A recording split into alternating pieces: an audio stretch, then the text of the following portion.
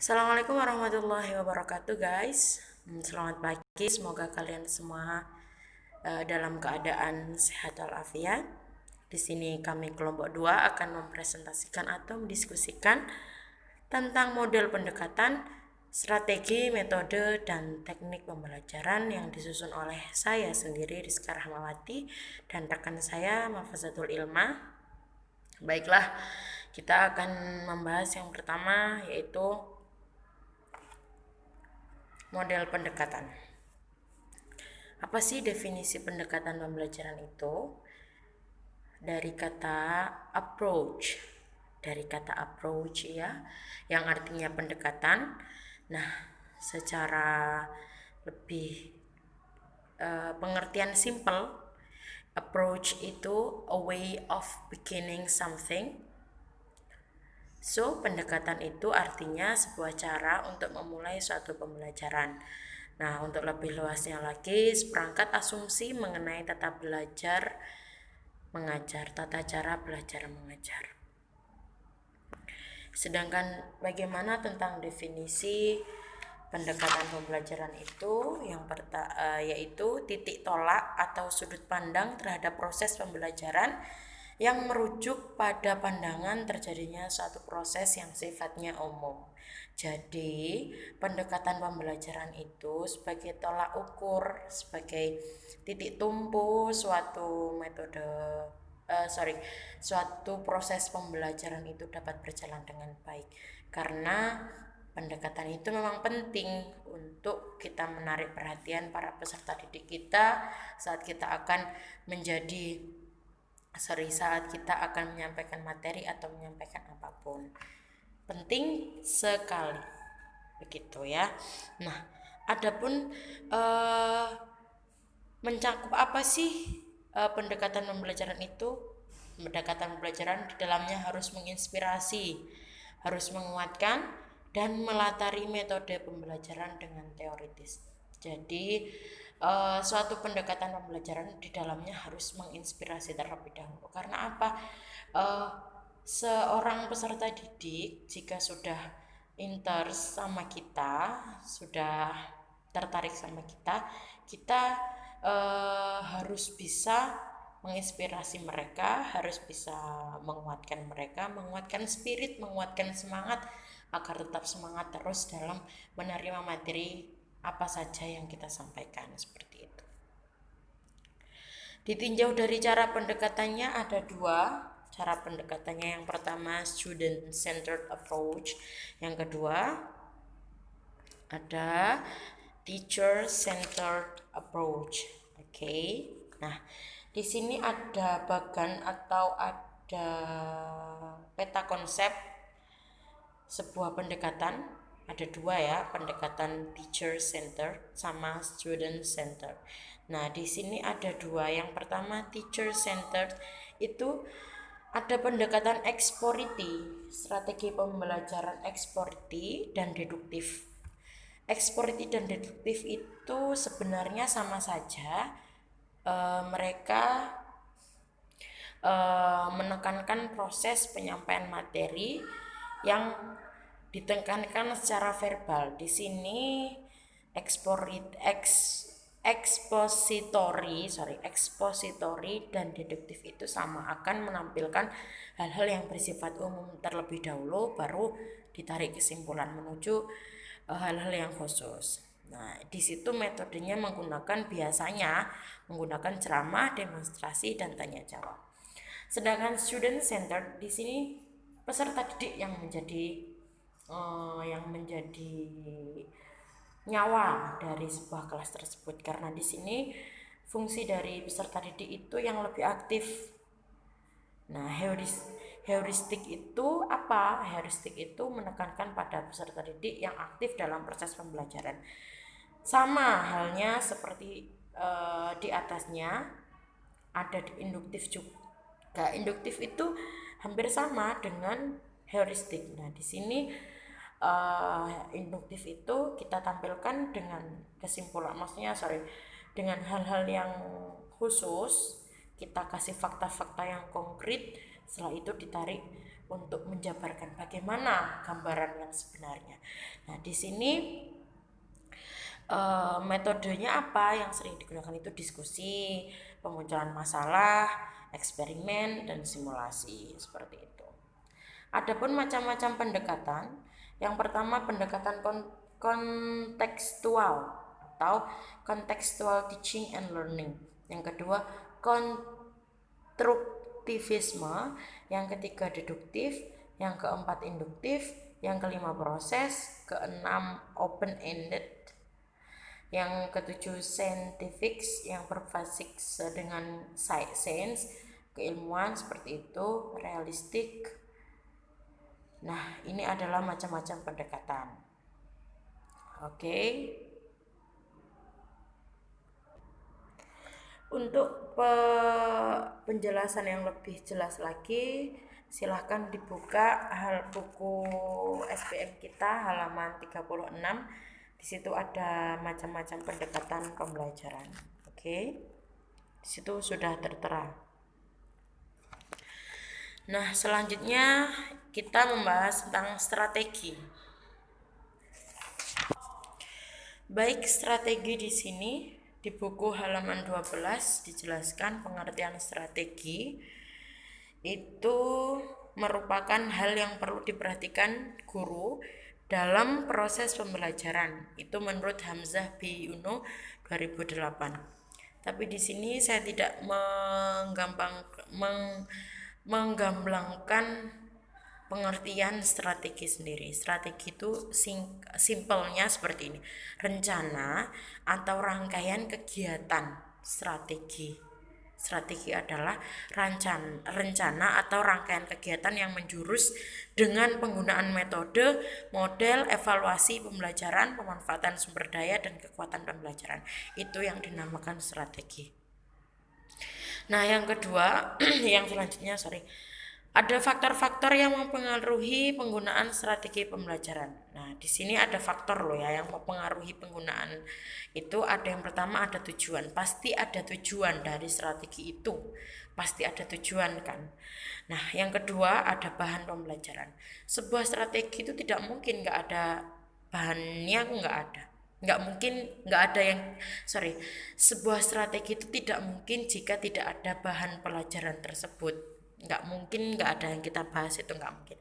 Yang selanjutnya itu ada alat dan sumber. Alatnya itu seperti apa? Misalkan kita pakai strategi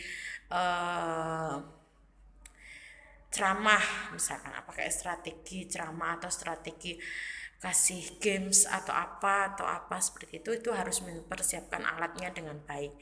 Nah, dan disertakan sumber-sumber, misalkan ada penjelasan itu sumbernya harus valid. Nah, selanjutnya ada siswa, pasti ada audiens. Siswa itu nanti sebagai audiens pendengar seorang guru, dan yang terakhir pasti ada gurunya dong. Nggak mungkin kan nggak ada. Selanjutnya ada jenis-jenis strategi. Nah, di sini ada yang pertama strategi proses pengolahan, kedua pertimbangan pihak pengolahan pesan, yang ketiga pertimbangan interaksi guru, yang keempat pertimbangan berdasarkan taksonomi hasil belajar, yang kelima pertimbangan pengaturan guru, dan yang keenam pertimbangan jumlah peserta didik.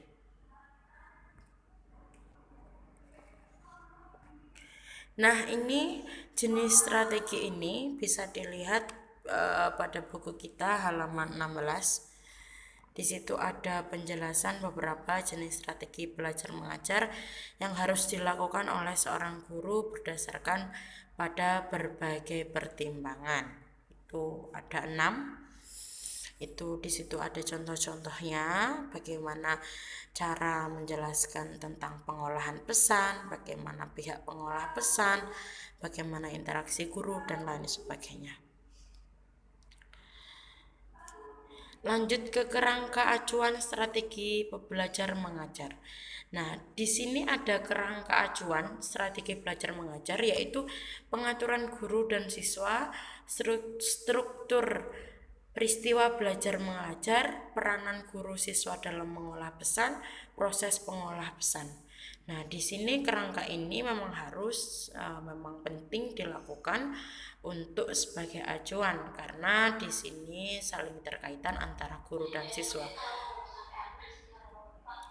Nah, pengaturan guru dan siswa ini maksudnya adalah saat guru menyampaikan, siswa harus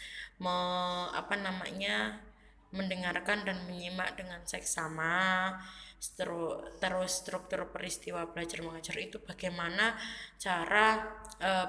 kita mengontrol segala gerak-gerik peristiwa yang ada dalam kelas kita. Yang keempat yaitu peranan guru dan siswa dalam pengawasan. Jadi pesan yang disampaikan guru itu bisa diterima oleh siswa. Begitupun sebaliknya saat ingin memberikan pertanyaan. Nah, ada juga proses pengolahan pesan. Di situ penyampaian yang kita ucapkan kepada peserta didik memang harus valid dan memang harus jelas begitu. Yang selanjutnya ada metode. Metode ini diartikan sebagai cara yang digunakan untuk pengimplementasian rencana yang sudah disusun dalam bentuk kegiatan nyata dan praktis untuk mencapai tujuan pembelajaran. Metode ini caranya bagaimana strategi, bagaimana pendekatan, bagaimana konsep-konsep yang sudah kita buat sebelumnya ini bisa berjalan dengan adanya metode ini. Bagaimana cara pengimplementasian rencana yang sudah disusun. Nah, adapun metode pembelajaran untuk mengimplementasikan sebuah pesan atau rencana yang sudah pendidik itu susun itu ada ceramah, demonstrasi, ada diskusi, simulasi, laboratorium, pengalaman lapangan, brainstorming, debat dan sebagainya, masih banyak lagi ya. Selanjutnya ada teknik. Teknik itu cara yang dilakukan seseorang dalam rangka. Nah, tadi metode itu kayak pengimplementasian, teknik itu gimana caranya mencontohkan kepada peserta didik. Ini hampir sama, tetapi teknik ini kayak gimana sih teknisinya seperti apa, seperti itu ya. Agar metode ceramah itu dapat efektif dan efisien itu nanti digunakan teknik-teknik tertentu seperti itu. Nah, di sini tujuan teknik mengajar yang pertama, apa tujuannya? Agar guru lebih mudah dalam melakukan proses belajar mengajar. Dibutuhkan teknik itu gitu. Agar seorang guru dapat mengajar lebih baik, seorang guru dapat memberikan instruktur atau memberikan contoh bagaimana kita membimbing siswa dalam kelas tersebut untuk mempermudah pencapaian hasil pembelajaran dalam suatu proses belajar mengajar. Itu tujuan teknik mengajar. Nah, sekarang itu taktik itu hampir sama kayak teknik, tapi taktik itu biasanya kita menggunakan ide-ide yang kita munculkan seperti itu. Gaya yang dilakukan dalam menyampaikan suatu metode atau teknik tertentu sifatnya individual. Jadi itu kayak personality dari pendidiknya, dia akan menggunakan taktik seperti apa yang akan saya gunakan untuk mencapai sebuah proses belajar ini agar mereka tambah senang di kelas, agar mereka tidak bosan, seperti itu. Nah, contoh dalam penerapan seorang guru di kelas. Di sini pendekatannya pakai pakem. Itu kayak pendekatannya pakai pakem. Yang kedua, metodenya tanya jawab. Tekniknya siswa membuat dan menjawab pertanyaannya sendiri.